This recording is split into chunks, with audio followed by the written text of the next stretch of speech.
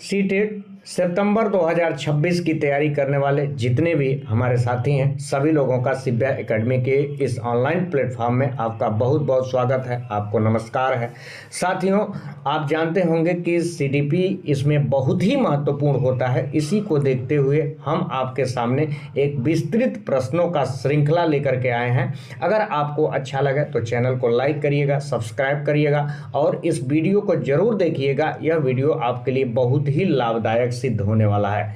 चलिए आते हैं, हम लोग देखेंगे पहला क्वेश्चन पे हम लोग आ जाते हैं। देखेंगे पहला क्वेश्चन आपके सामने क्या कह रहा है। दिया है कि कक्षा में एक बच्चा बार बार कहता है कि सूरज मेरे साथ साथ चलता है, शिक्षक इसे किस रूप में देखना चाहिए। तो आप सभी लोग जानते होंगे कि शिक्षक को इसको यानी अहम केंद्रिता भाषा है, अहम केंद्रिता है, यानी बालक किसी भी चीज को वह अपने दृष्टिकोण से देखने का प्रयास करता है। और यह जीन पियाजे के दूसरा यानी पूर्व संक्रियात्मक अवस्था जो जानते होंगे कि 2 से 7 वर्ष का होता है, उसी में यह चलता है। आगे बढ़ेंगे हम लोग, लेकिन आगे बढ़ने से पहले मेरे साथियों इसका पूरा डिटेल आपके सामने है। पूरा डिटेल खूब बढ़िया से देखिएगा और चैनल को सब्सक्राइब तो जरूर कर लीजिएगा, क्योंकि ऐसा महत्वपूर्ण वीडियो आपके लिए बहुत ही बेहतरीन सिद्ध होगा। आगे बढ़ेंगे हम लोग, देखेंगे अगला नंबर का क्वेश्चन आपके सामने है। यानी अगला नंबर का क्वेश्चन क्या कह रहा है। दिया है कि एक शिक्षक यानी बच्चों को कठिन प्रश्न हल करने में क्या देता है। तो एक शिक्षक क्या देता है, तो संकेत देता है,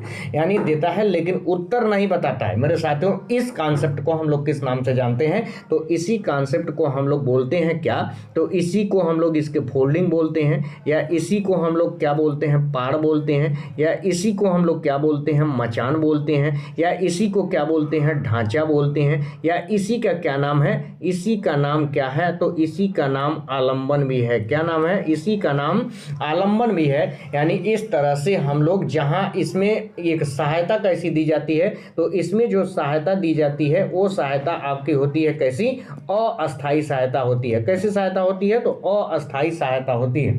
तो इस तरह से ये इसके फोल्डिंग और आपके जेडपीडी में 2 अंतर होता है। जेडपीडी में हम हमेशा अस्थाई सहायता देते हैं और इसके फोल्डिंग में हमेशा हम अस्थाई सहायता देते हैं, यानी संकेत दे करके बालक को बताते हैं। आगे बढ़ेंगे हम लोग, लेकिन आगे बढ़ने से पहले इसका देखेंगे, ये डिटेल है।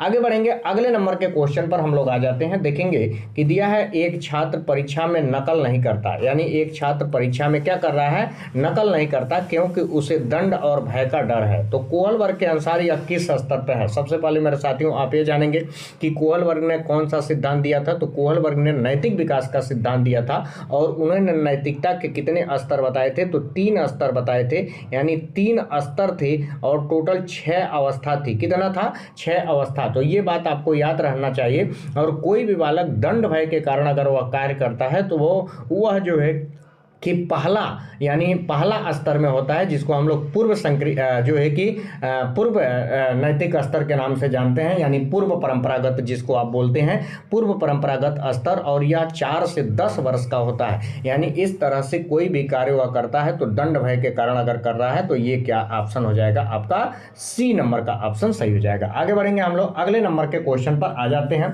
इसका ये देख रहे होंगे कि ये इसका आंसर है।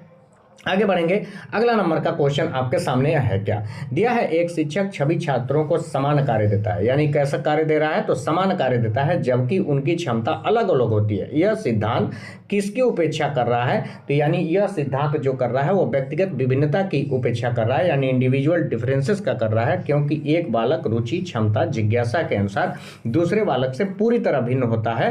तो अगर मान लीजिए सभी को एक समान कार्य देगा तो कुछ बालक प्रतिभाशाली, कुछ मंद बुद्धि, कुछ पिछड़ा बालक, कुछ सृजनशील बालक होते हैं, तो वह एक समान कार्य नहीं कर सकते। तो इसलिए ऑप्शन इसका क्या सही हो जाएगा, ए नंबर का ऑप्शन सही हो जाएगा। आगे बढ़ेंगे हम लोग, आगे बढ़ेंगे, अगला नंबर के आने से पहले इसका ये देख लेंगे कि ये इसका आंसर है। आगे बढ़ेंगे, देखेंगे अगला नंबर का क्वेश्चन आपके सामने है। एक बच्चा क्या है, गणित में बहुत अच्छा है लेकिन भाषा में क्या है, कमजोर है।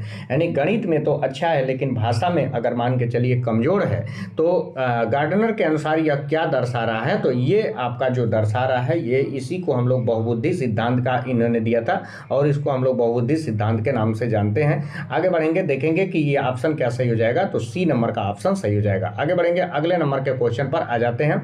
देखेंगे अगला नंबर का क्वेश्चन है कि सीटेट के अनुसार त्रुटियों को शिक्षक को किस रूप में देखना चाहिए। तो आप जानते होंगे कि सीखना हमारे अधिगम का हिस्सा होता है। बिना गलती किए हम किसी भी चीज को नहीं सीख सकते, इसलिए अधिगम प्रक्रिया का ये एक संकेत है। यानी इस तरह से ऑप्शन आपका कौन सही हो जाएगा, तो यानी ऑप्शन आपका जो ऑप्शन होगा वो सी नंबर का ऑप्शन सही हो जाएगा। आगे बढ़ेंगे हम लोग, अगले नंबर के क्वेश्चन पर आ जाते हैं। ये इसका आंसर है। इसके बाद देखेंगे कि अगला नंबर का क्वेश्चन आपके सामने क्या कह रहा है। दिया है एक बच्चा नई समस्या का समाधान अचानक समझ जाता है। यानी नई समस्या का समाधान अगर वह अचानक समझ जा रहा है तो यह किस प्रकार का अधिगम है, तो इसको हम लोग बोलते हैं अंतर्दृष्टि अधिगम। यानी ये दिया था कोहलर ने, किसने दिया था, कोहलबर्ग नहीं, कोहलर ने। किसने दिया था, कोहलर ने। और कोहलर देखेंगे कि यह बनमानुष पर अपना प्रयोग किया था जिसका नाम सुल्तान था, और उन्होंने एक सिद्धांत दिया था जिसको सूझ एवं अंतर्दृष्टि के सिद्धांत के नाम से जानते हैं। अब पुनर्वलन पर किसने बल दिया था, तो पुनर्वलन पर जो बल दिया था उसका नाम क्या था, स्किनर। क्या नाम था, स्किनर नाम था। और देखेंगे प्रयास एवं त्रुटि पर जो बल दिया था उसका नाम क्या था, तो उसका नाम थॉर्नडाइक था। क्या नाम था, तो उसका नाम थॉर्नडाइक था। ठीक, आगे बढ़ेंगे हम लोग, अगले नंबर के क्वेश्चन पर आ जाते हैं। देखेंगे अगला नंबर का क्वेश्चन आपके सामने है, यानी आ जाते हैं। देखेंगे अगला नंबर का क्वेश्चन आपके सामने क्या कह रहा है। दिया है वाइगोस्की के अनुसार संज्ञानात्मक विकास में सबसे महत्वपूर्ण भूमिका किसकी है। तो आप जानते होंगे कि वाइगोस्की में जहां आपको क्या दिख जाए, जहां आपको MKO दिख जाए, जहां आपको ZPD दिख जाए, जहां आपको इसके फोल्डिंग दिख जाए, यानी जहां आपको समाज दिख जाए, ठीक, जहां आपको जो है कि संकेत दिख जाए, जहां आपको मदद दिख जाए, ये सारा का सारा बात, जहां आपको समाज के साथ अंतःक्रिया दिख जाए, ये सब का सब बात किसके साथ जाता है, तो आपके वाइगोस्की के साथ जाता है। आगे बढ़ेंगे हम लोग, अगले नंबर के क्वेश्चन पर आ जाते हैं। देखेंगे अगला नंबर का क्वेश्चन क्या कर रहा है, यानी यह क्या है, तो सामाजिक अंतःक्रिया है। आगे देखेंगे अगला नंबर के क्वेश्चन पर आ जाते हैं। दिया है एक शिक्षक ने बच्चों को स्वयं प्रयोग करके निष्कर्ष निकालने के लिए देता है। स्वयं प्रयोग करके क्या देता है, निष्कर्ष निकालने के लिए देता है। तो यह क्या है, तो इसको हम लोग क्या बोलेंगे, इसको हम लोग रचनावाद या इसी को हम लोग निर्माणवाद के नाम से जानते हैं। यानी ऑप्शन आपका क्या सही हो जाएगा, तो बी नंबर का ऑप्शन सही हो जाएगा। आगे बढ़ेंगे अगले नंबर के क्वेश्चन पर आ जाते हैं। देखेंगे अगला नंबर का क्वेश्चन आपके सामने है, यानी अगला नंबर का क्वेश्चन क्या कर रहा है। यदि कोई बच्चा अपनी आयु के अनुसार, यानी आयु के अनुसार अपेक्षित स्तर से कम पढ़ता है तो सबसे पहले शिक्षक को क्या करना चाहिए, तो सबसे पहले उसको निदानात्मक परीक्षण करना चाहिए, यानी उसके कठिनाइयों का क्या लगाना चाहिए, पता लगाना चाहिए। यह बहुत ही जरूरी होता है। आगे बढ़ेंगे अगले नंबर के क्वेश्चन पर आ जाते हैं। देखेंगे अगला नंबर का क्वेश्चन आपके सामने क्या कह रहा है। दिया है विकास सीखने से पहले होता है, यह किसका दृष्टिकोण है। तो ये जो दृष्टिकोण दिया था, यानी जिन प्याजे ने टोटल अपने विकास की कितनी अवस्था दिया था, तो 4 अवस्था दिया था, और उसने कहा कि जो सीखने से पहले हमारा विकास होता है फिर हम सीखते हैं। यानी इस तरह से ये आपका आंसर क्या सही हो जाएगा, तो बी नंबर का ऑप्शन सही हो जाएगा। आगे बढ़ेंगे हम लोग अगले नंबर के क्वेश्चन पर आ जाते हैं। अगले नंबर का क्वेश्चन आपके सामने है। दिया है एक बच्चा नियमों का पालन इसलिए करता है क्योंकि समाज की स्वीकृति चाहता है। तो कोहलबर्ग के अनुसार, जब देखेंगे कोहलबर्ग ने जब नैतिक विकास का सिद्धांत दिया तो इसका संबंध किससे बताया, तो ये आपका सामाजिक अनुबंधन से, यानी वह समाज के अनुरूप वह बालक रहना चाहता है। आगे बढ़ेंगे अगले नंबर के क्वेश्चन पर आ जाते हैं। देखेंगे 1 मिनट, ये देखेंगे मेरे साथियों, इसका आंसर इसका आंसर ये गलत, ये जो है कि अच्छा लड़का अच्छा लड़की बनना चाहता है, इसलिए इसका आंसर क्या सही हो जाएगा, तो सी नंबर का आंसर सही हो जाएगा। आगे बढ़ेंगे हम लोग अगले नंबर के क्वेश्चन पर। देखेंगे अगला नंबर का क्वेश्चन आपके सामने क्या है। समावेशी शिक्षा का सबसे महत्वपूर्ण सिद्धांत क्या होता है, तो सभी बालकों को समान अवसर देना, यानी सामान्य एवं विशिष्ट बालकों को एक छत के नीचे एक साथ बैठा करके जब शिक्षा दिया जाता है, जिससे वह शिक्षा के मूलभूत अधिकारों की प्राप्ति करते हैं, जिसको हम लोग समावेशी शिक्षा के नाम से जानते हैं। यानी सभी को समान अवसर देना आवश्यक है। आगे बढ़ेंगे अगले नंबर के क्वेश्चन पर आ जाते हैं।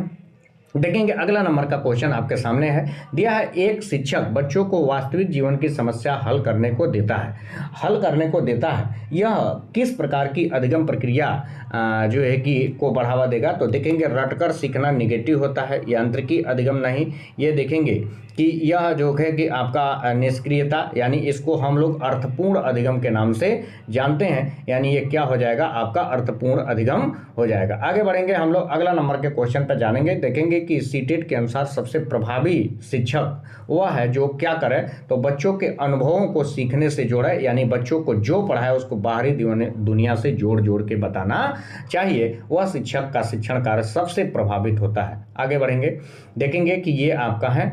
आगे बढ़ेंगे तो इस तरह से मेरे साथियों आप लोगों ने ये सारा चीज़ देखा। इसमें 15 क्वेश्चन था, तो चैनल को आप लोग जरूर का जरूर सब्सक्राइब करिएगा।